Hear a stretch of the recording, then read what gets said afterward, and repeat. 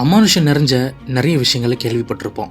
ஒரு வீட்டில் இல்லை ஒரு பொம்மையில் கூட அமானுஷம் இருக்கிறதா நம்ம கேள்விப்பட்டிருப்போம்.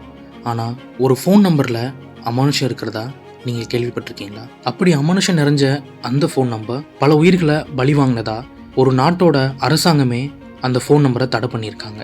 உயிர்களை பலி வாங்குற அளவுக்கு அந்த ஃபோன் நம்பரில் அப்படி என்ன அமானுஷம் இருக்குன்ற உங்கள் கேள்விக்கு இந்த வீடியோவில் பதில் இருக்குது. Welcome back to. நம்ம சின்ன வயசில் 13ஆம் நம்பர் வீடுன்ற படத்தை பார்த்துருப்போம். உலகம் முழுக்க இந்த 13ன்ற நம்பர் அன்லக்கி நம்பராக பார்க்கப்படுது. பெரும்பாலும் எந்த ஒரு பெரிய பில்டிங்லேயும் 13ன்ற ஃப்ளோரே இருக்காது. ஹோட்டல்ஸில் கூட 13ன்ற நம்பரில் ரூம்ஸ் இருக்காது. அந்த அளவுக்கு 13ன்ற நம்பர் அன்லக்கியாக இந்த உலகம் முழுக்க பார்க்கப்படுது. அதே மாதிரி தான் இந்த ஃபோன் நம்பரும். பல்கேரியா நாட்டில் 888 அப்படின்ற இந்த ஃபோன் நம்பரை நிரந்தரமாக தடை செஞ்சுருக்காங்க. எதனாலன்னு தெரியுமா? இந்த ஃபோன் நம்பரில் அமானுஷம் இருக்கிறதாவும் அந்த நம்பரை வச்சுருந்த யாருமே இப்போ உயிரோடு இல்லைன்றதுனால அந்த நம்பரை அந்த நாட்டிலிருந்து நிரந்தரமாக தடை செஞ்சுட்டாங்க. அந்த நம்பரை முதல்ல வச்சுருந்தது பல்கேரியாவோட மொபிட்டல் அப்படின்ற நெட்வொர்க் கம்பெனியோட சிஇஓ விளாடிமிர் கிராஸ்னவ். இந்த நம்பர் அவர்கிட்ட இருந்தப்போ திடீர்னு கேன்சர் நோய் வந்து தன்னோட 48 வயசுல கிராஸ்னவ் இறந்து போயிட்டாரு. கேன்சர் வந்து இறந்து போறது சாதாரணன்னு நீங்க நினைச்சா அதான் இல்லை. அதில் இருக்கிற மர்மமே வேற. அவருக்கு திடீர்னு கேன்சர் வர காரணம் என்னன்னு டாக்டர்ஸ் ரிசர்ச் பண்ணப்போ ரேடியோ ஆக்டிவ் இருக்கிற பொருளை அவர் அதிகமாக யூஸ் பண்ணனால தான்னு தெரிய வந்திருக்கு. ஆனால் அவரோட வீட்லேயோ இல்லை ஆஃபீஸ்லேயோ காரில் கூட அப்படிப்பட்ட எந்த ஒரு பொருளுமே இல்லை. அப்புறம் எப்படி அவருக்கு இப்படி ஒரு நோய் திடீர்னு வந்ததுன்னு யாராலுமே கண்டுபிடிக்க முடியல.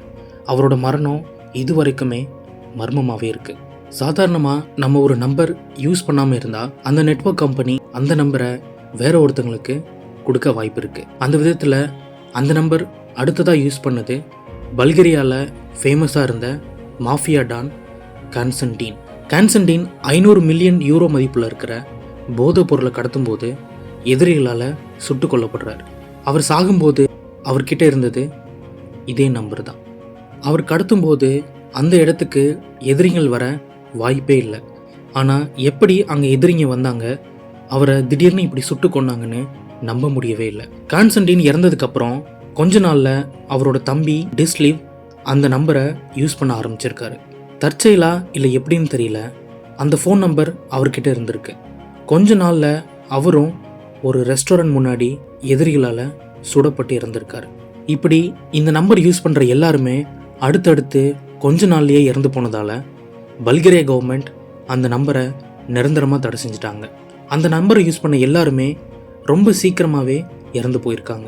இவங்க இறப்புக்கு பின்னாடி இருக்கிற மர்மம் இது வரைக்கும் விலகாமே இருக்குது. அவங்களோட மரணம் எல்லாமே தற்செயலாக நடந்ததா, அந்த நம்பர் அவங்கக்கிட்ட வந்ததுக்கப்புறம் அவங்க இறந்தாங்களான்னு இது வரைக்கும் தெரியல.